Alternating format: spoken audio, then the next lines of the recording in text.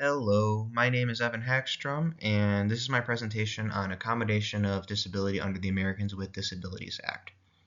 And this will give you an idea of the law, how it compares to its Michigan equivalent, which I will go into more detail on later in the presentation.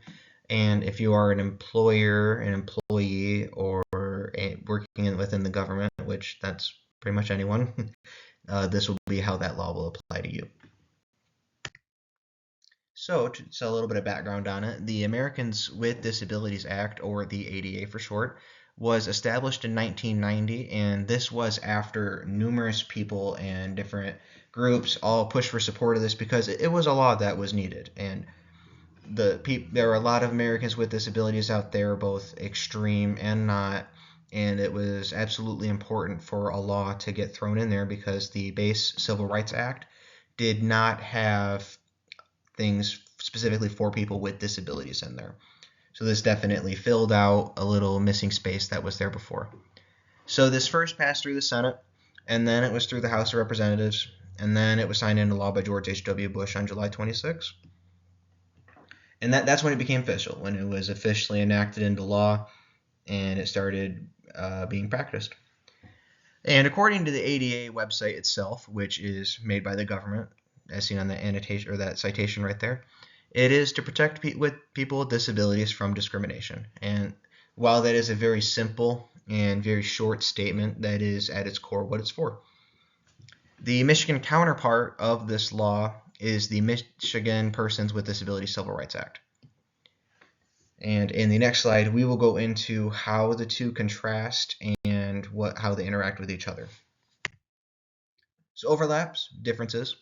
The ADA has punitive damages. And what this means is the punitive damages exist to deter people from doing this. It's not about just giving money back in damages because it's the U.S. government that brings these lawsuits forward. That's how this law is regulated. And it must be filed with the Civil Rights Agency on that end. It is a government ordeal to seek these out and push for punitive damages.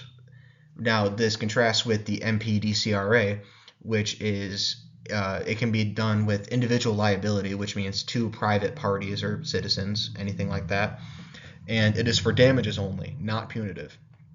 And what this means, it is the verdict given, it has to be justifiable in a money amount. It's not just to punish the person who did it. It's a monetary value that will fix it. And this law specifically also gets a lot of cases of remedy and equity, which is when instead of paying money, the person found that has to pay the verdict, I guess, has to do something instead of paying money.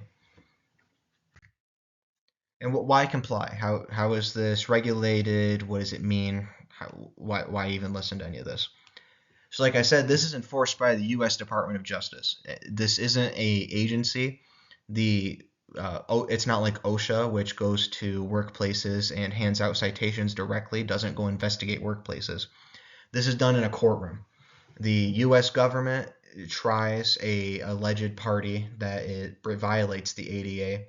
And again, this is opposed to the Michigan version, wherein it would just be a person and probably their attorney seeking individual damages or remedy and equity against the afflicting party.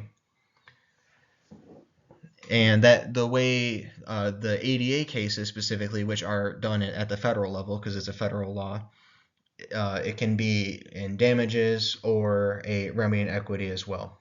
And again, these are punitive, and they are meant to deter a organization or agency or anything like that from doing this, rather than repaying anyone, because it is the U.S. government pursuing these, not individual people. And the guidelines are provided by the U.S. Department of Labor. You can find these on the website, and it's also listed in the ADA law itself, but that is where you can access that. They are not, however, involved in the enforcement. Again, that's the U.S. Department of Justice. So what is a case of this being violated, and how did it go? So this is U.S. versus Fitness International, and this was in LA, and it happened just this year in 2024. And they were charged with violating Title III of the ADA. And how they did this was the lawsuit alleged that LA Fitness members with disabilities were dealing with barriers to use gyms and pools. So they would have the machines, the pools, the different facilities in these gyms and fitness clubs be harder for people with disabilities to get to. And as if that weren't bad enough, it was also alleged that extra fees are being charged to members with disabilities. And this is very obvious, and not all cases are this obvious about why this is bad and how they are violating the ADA. But it does paint that this does get dealt with in court. That's how this law is settled. It's done in a courtroom. So how can you prevent this as an employer or as an employee or as a government worker? So obviously the first one would just be to read the ADA. There's no better way to understand a law than to actually just read it and absorb what's in there. But if you, besides doing that, because of course a law document is quite long and not everyone is taking a legal studies minor or a class, it's just to remember the purpose and spirit of the law, of the ADA, because all laws have an idea behind them, a spirit that they are trying to accomplish. And this one is to make it fair. That's the main takeaway of this, is that everyone has the right to work within reason.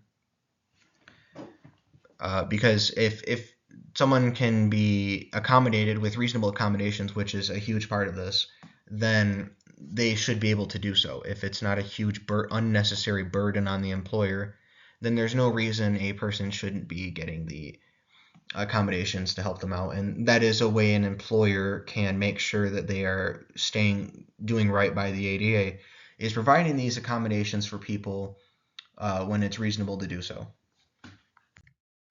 And besides this thank you slide, I also have my resources right here. A big one I used a lot was the ADA website, of course, very helpful, lots of information on there.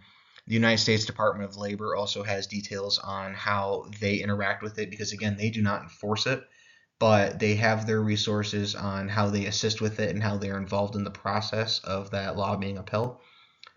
And this is a core concepts page on the ADA from the U.S. Equal Employment Opportunity Commission, which is just more stuff on the ADA, which you can probably get on the ADA website, but I used both when I was making this presentation. This is a PDF on the Michigan Persons with Disabilities Civil Rights Act, and under that is a website from a law firm, Plunkett Cooney, I found, which is a Michigan law firm with a few different offices around the state, and that had all the differences in how the ADA and MPDCRA interact with each other. And then there's the Department of Justice website, which has a lot of cases that involve disability rights. And there were a lot this year. This one I talked about wasn't the only one, so it's definitely worth checking out, because a lot of people get burned by this. And going back to that previous point, it's important to make sure you're doing right, because it is obviously it's easy to screw up. So don't do that. Thank you very much.